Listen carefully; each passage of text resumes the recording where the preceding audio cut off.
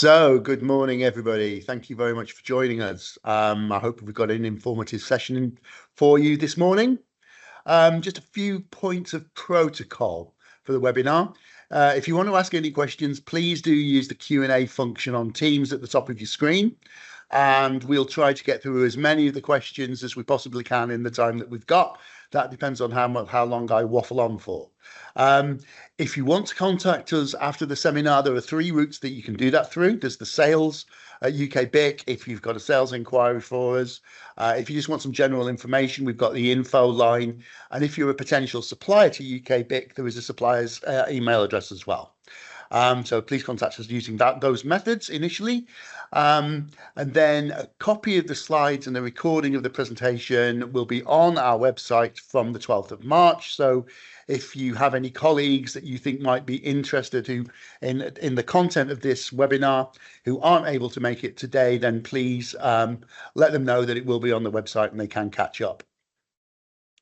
So today we're going to talk about unlocking innovation and exploring UKBIC's module and pack capabilities. This is the latest of a series of webinars that we've been running.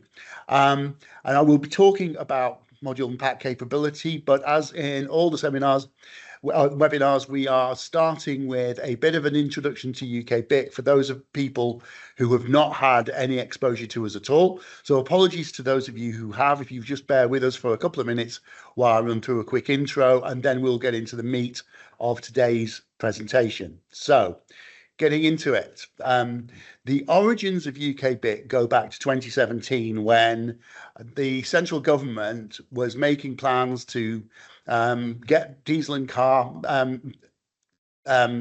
petrol cars off the road by 2030, and then came to the crashing realization that that was going to be really difficult for UK manufacturers because we weren't making batteries in the UK, and there was a very real risk that those manufacturers would uplift their production and take car manufacturing to where they could get the batteries, with the consequential loss of potentially tens of thousands of jobs. So the first thing they did was created an organization called the Faraday Battery Challenge and gave an initial fund of £330 million to the Faraday Battery Challenge to start to develop a UK ecosystem for battery manufacturing. Faraday was on three main pillars. It's firstly the Faraday Institution, which is looking at chemistry, early stage materials research, then collaborative R&D, which is competitions that are run by Innovate UK, Faraday Battery Challenge, and the Advanced Propulsion Centre, which are pulling together consortia of people to look at pilot scale manufacturing of batteries. And that could be modules, packs, and battery cells. Now, at the end of the CR&D project, you may have a product which is looking like it's ready to go to market, but you can't get it to market because you haven't got anywhere to make it. And that's the scale-up facility that UKBIC provides. So out of that initial £330 million, £130 million was initially put into UKBIC to build the facility that we now have. So what we were intending to do was bridge the gap. So looking at the previous slide in a slightly different way, at gram scale, you're looking at materials research being done at universities and small startup companies all over the UK. Kilogram scale is when you've got an idea that looks like it's got some promise and you build a few cells at kilogram scale.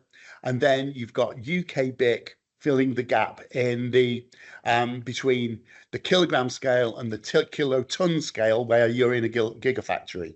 Now, initially, we addressed the hundreds of kilogram issue, but more recently, we've recognised that that isn't the whole story. So we're currently installing other facilities that will address the tens of kilograms story, which part of the story, which I'll talk about in a little while. So the Battery Industrialization Centre is an industry representative facility. So all the cell manufacturing facilities that we've got are the same as you would find in a gigafactory anywhere in the world. So we go from everything from separate electrode lines for anode and cathode manufacturing Then we go into cell assembly with a 300 by 100 pouch cell and a 21-700 cylindrical cell, all the way through formation, age, and test. And then, all importantly for this webinar, we've got our module and pack facilities.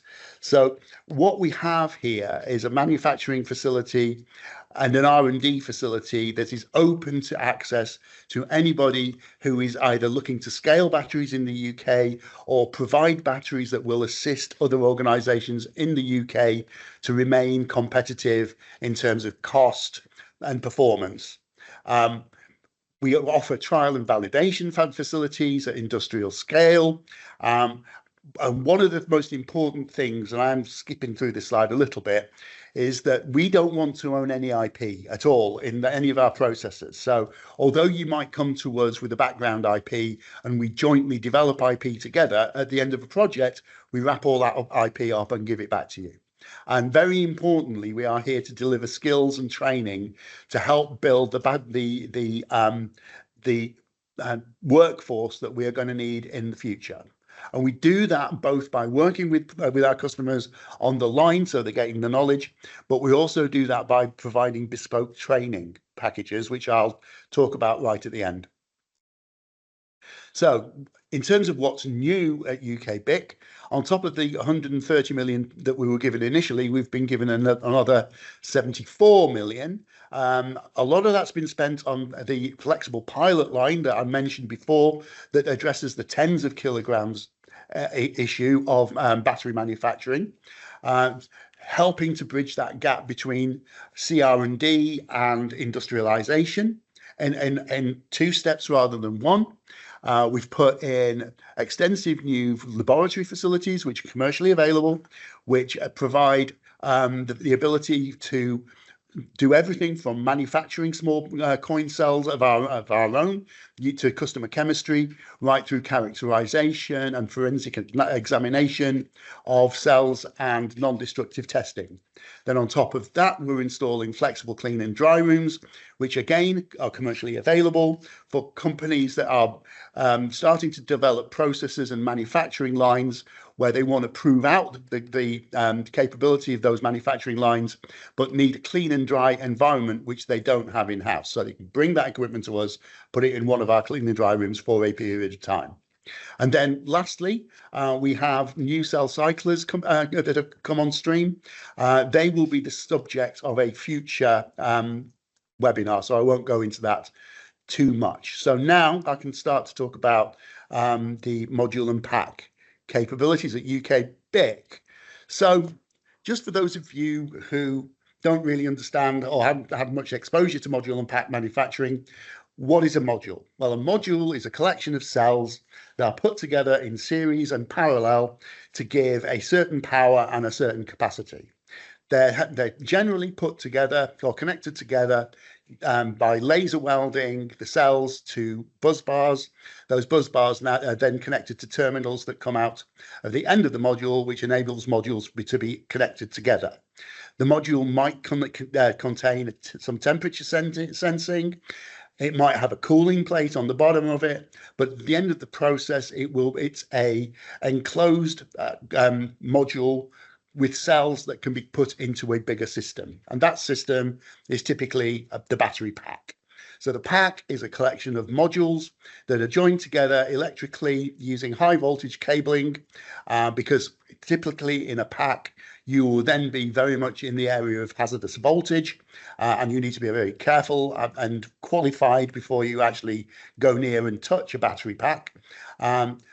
So you'll have high voltage cabling, buzz bars for electrical connections, fuses and safety disconnects, and also, most importantly, the battery management system, which is how the application talks to the pack and how the pack communicates back to the application, whether it's a car or a forklift truck or any other industrial device. So in terms of the sectors we work in, we work with tier one suppliers, and they can be existing module and pack developers. So we have done welding trials, we have done end-of-line testing in isolation of any other build just to prove out another module and pack developer's product. We've done some work with equipment manufacturers. That's a very broad church, but typically one example is some pack development work we did on robots for AGVs, automated guided vehicles. Automotive OEMs, of course, that was the core to what we started to do, of the reason why we were created in the first place. But energy storage is becoming increasingly important to us as a sector and the work that we're doing. Our biggest pack customer, however, was an off-highway equipment manufacturer. We've done some work in the rail and marine sectors, but to be honest, not very much because their strategy for electrification are not particularly well defined. And we've done work in aerospace on electric vertical takeoff and landing vehicles. So what value does the UKBIC give you? Well, what I always like to say is that we don't want to make product for you.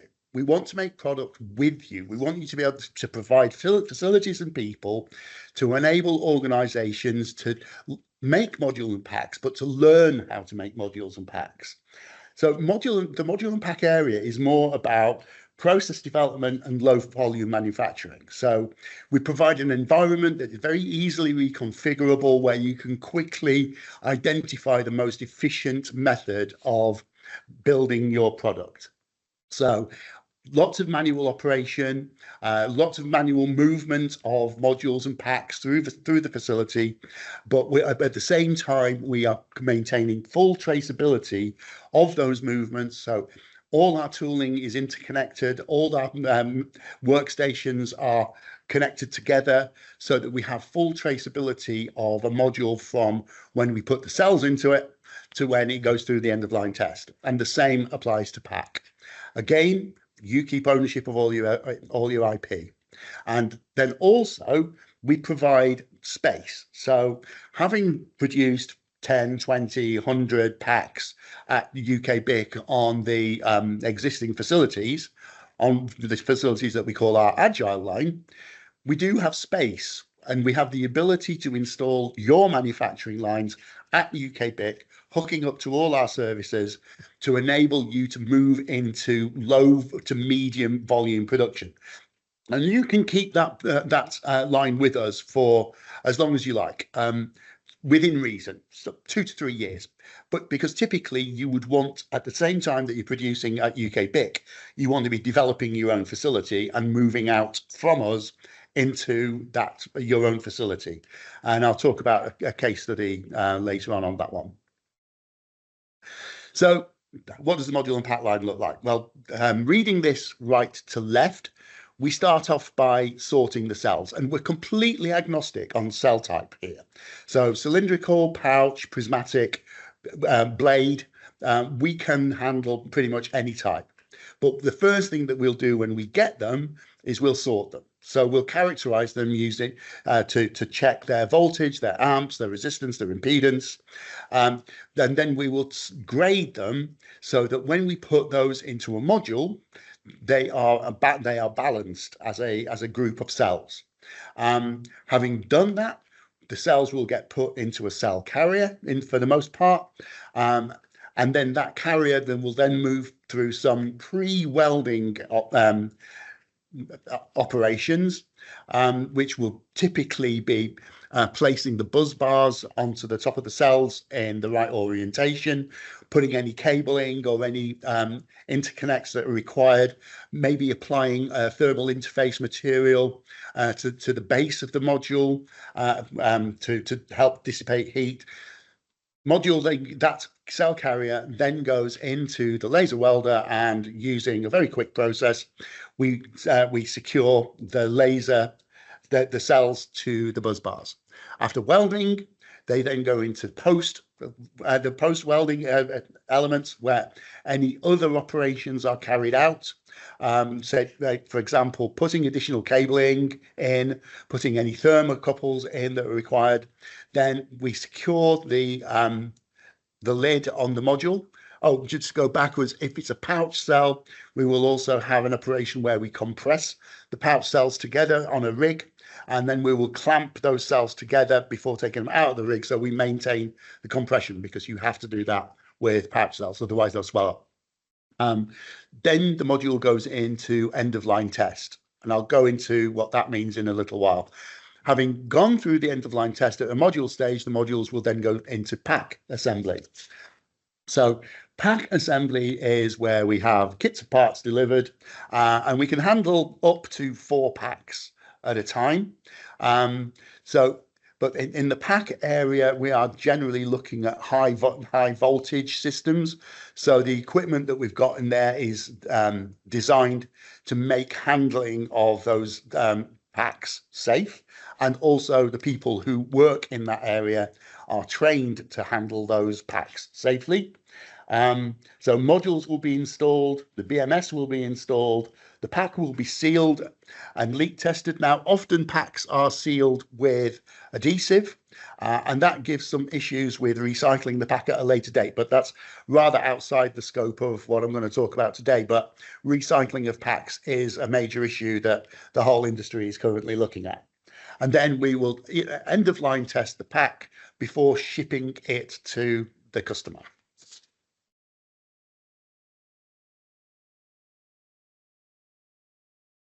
So the line is compatible with any cell type, and the facility is set out primarily around the automotive industry, because that's where we started. So we have the capability to build up to 40 automotive style modules, and the typical dimensions of those that are mentioned on this slide.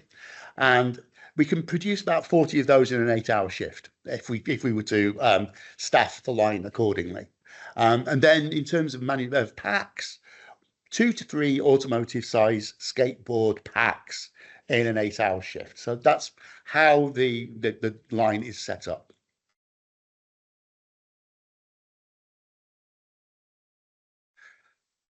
So in terms of laser welding, again, it was orientated towards automotive. So it's ideally suited towards 21700 cells to buzz bars.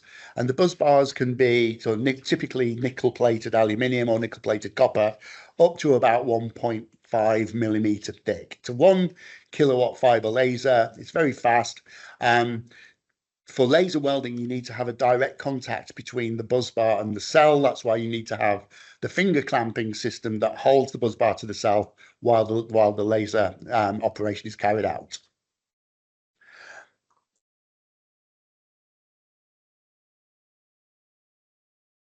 In terms of end-of-line testing, really, this is any kind of DCIR or capacity checks or cycling to a test protocol that either is supplied to us by the customer or we develop for the customer. But it's looking for the type of tests that you can see on that screen. So an end-of-line test can be anything from a 15-minute quick check right through to an 8-hour duty cycle. Now, at the end, we are collecting all the data from those tests, and that data is then supplied to the customer for analysis. We can do analysis for customers if they want, but typically our customers are sufficiently knowledgeable to want to have access to the data so that they can make decisions themselves on whether the performance of the pack was acceptable or not. So again, and the module is designed around 40 kilowatt maximum capacity, maximum 60 volts. So it's under the 60 volt threshold for safe voltage. Pack is up to 500 kilowatt, maximum voltage 1200 volts, and maximum current 800 amps continuously.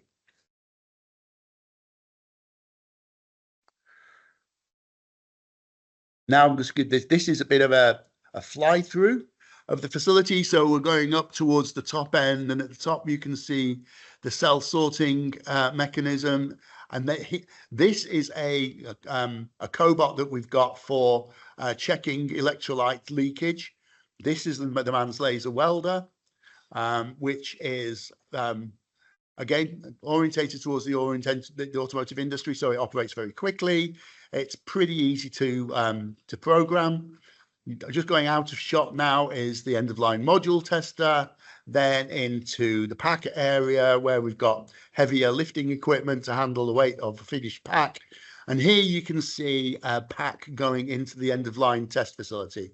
You can see that the operators in there are using quite significant amounts of PPE to keep them safe. And you've got two operators. One is setting the test up and one is poised with a J-hook to be able to remove an operator if he were to get a shock without getting a shock himself. That's quick fly through, and now designed for manufacture and designed for assembly. This is an engineering resource that most of our customers end up using, even if at first they don't think they need it. Because they will typically come to us and say, oh, this is a design, can you put it together? And we try and it doesn't work. So we end up getting involved in design for manufacturing studies. And it's something that we can do as paper exercises using CAD, and we can do it using assembly trials in the facility itself, and looking at how we can optimize the design for the volume and the complexity of the module or the pack that you're developing. The ultimate goal is that the pack meets its performance targets and that it is a safe unit to handle and also to ship. So typically we'll have a session with the customer who will catch the requirements. We'll conduct risk and safety assessments. Then we will do an optimization study, and then we will feed all that learning back to the customer so the customer can then take the learning into their own product and generate their own concept of module or pack. So all the learning that we get will be passed to the customer. So we're not looking to retain any IP for ourselves. So I mentioned one of the organizations that we've talked about was a pack developer. They were a large organization, and back in 2021, they came to us because they wanted to build their first packs in the UK from designs that had been developed elsewhere, which included shipping the modules to us. So simple question, can you assemble some battery packs? To which the answer was, yeah, of course we can. They said that they were going to bring all the components to us, and all they wanted to assemble, put them through a quick end-of-line test and ship them out to them. But the reality was that when we first got the parts, they didn't work together properly.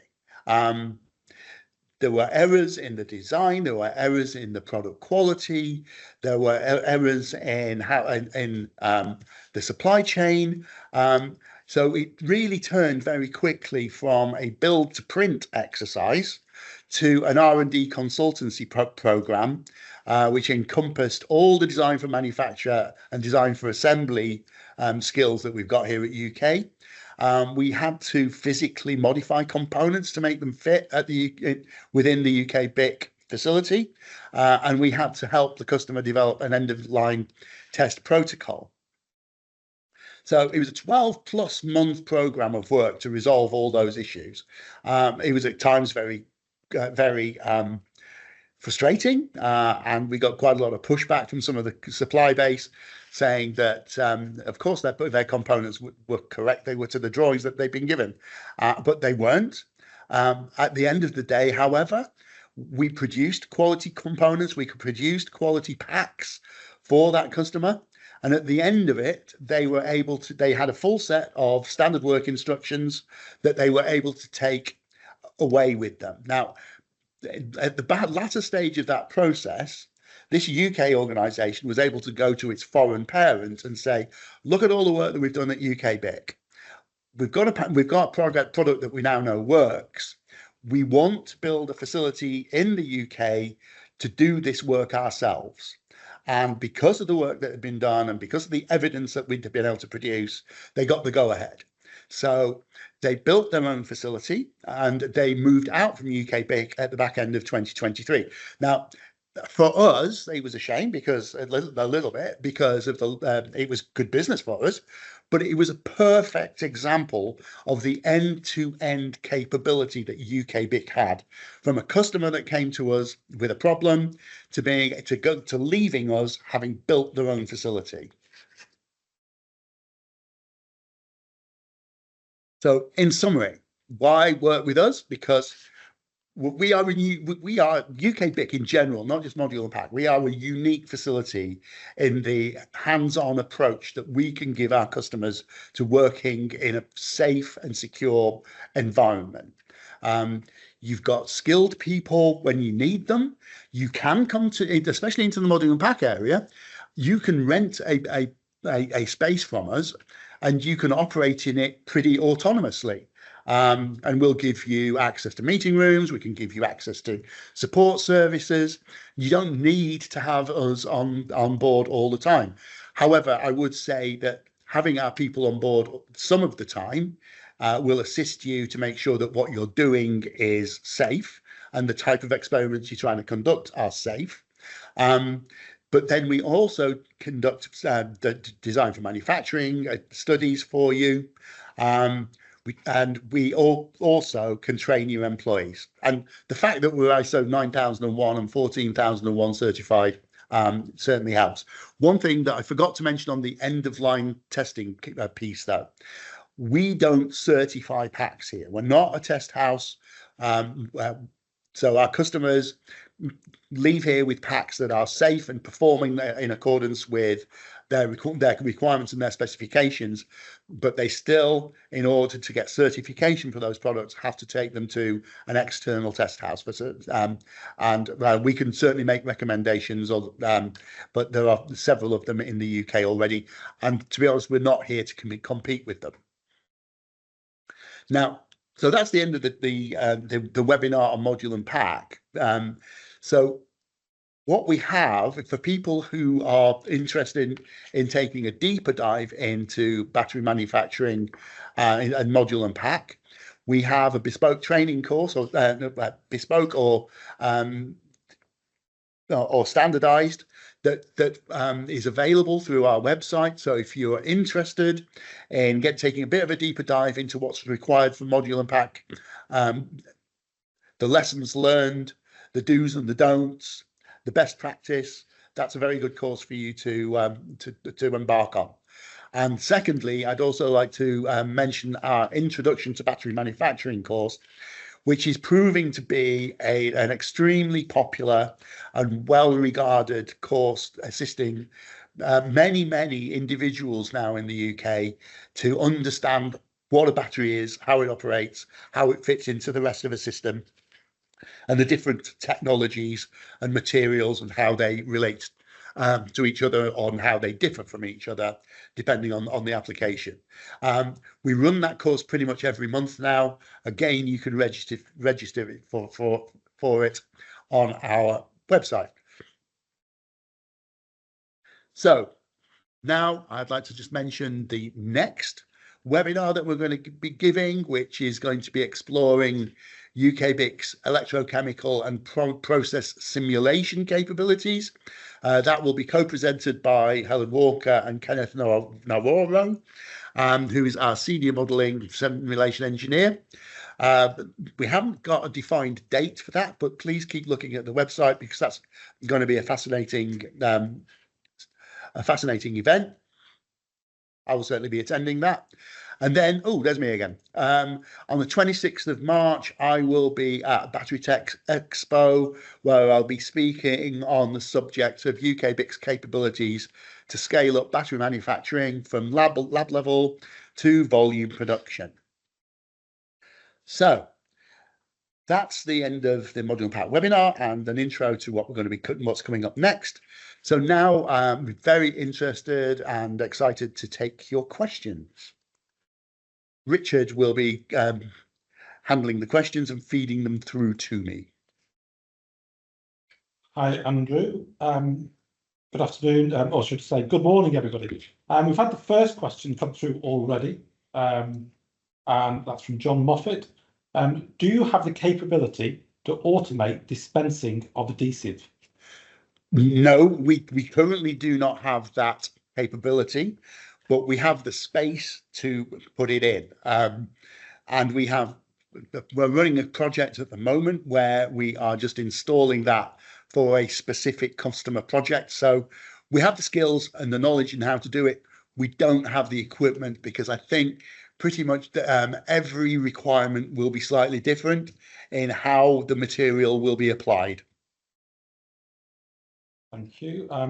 Actually, some other questions we had in advance of this meeting or webinar. What collaborative opportunities are available at UKBIC for companies seeking to advance their own modular battery designs or develop custom battery packs?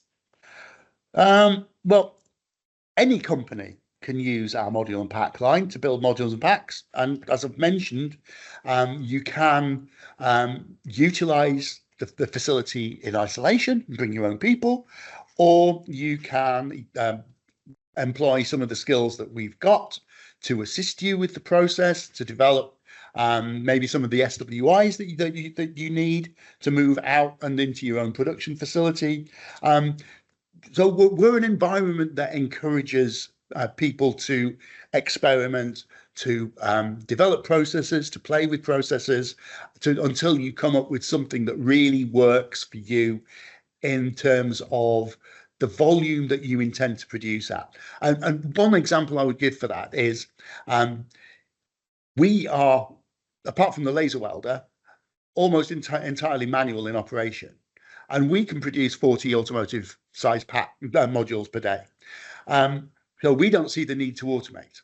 However, if you were an organization that came to us and said, okay, we want to build some prototypes at UKBIC, but our goal is to produce 100,000 of these per year or more, then we'd be guiding you more towards automating some of those processes. As long as you were building 100,000 of pretty much the same thing. So that's the kind of collaborative approach that we'll take. Thank you, Andrew. The final question we've had in for the moment, which was again sent in advance of this webinar. I think you did make this clear in the session, but it's useful to remind people. Can you describe the range of battery pack configurations that UKBIC can produce, and how do these configurations support different industries? Yeah, we don't really have very tight boundary conditions in module and pack. We don't have any real limitations apart from the end of line tester, where I showed you what the maximum dimensions were of 2.5 meters long, 1.7 meters wide, 1.4 meters high. That's going to encompass most requirements. If we were given a pack that was outside of those boundary conditions, we could certainly build it, and we'd have to find a way of testing it. And I think we could probably do that as long as we could do it in a safe environment. So every battery pack that we produce for every customer will be a different design, because there are lots of constraints that pack manufacturers are working to. Usually they have a fairly tight envelope of where the pack can fit, because in a lot of cases they will be putting a battery pack where something else was before it, and the pack has to be configured in terms of the arrangement of the modules and the cells within the pack, so it will fit within that envelope. But we can pretty much handle anything in terms of those variables. That's great. I've just put in the chat or on the Q&A. Does anyone have any further questions? We've had 3 so far. Doesn't seem to be any others coming in at the moment. Perhaps I'll just give it a few moments.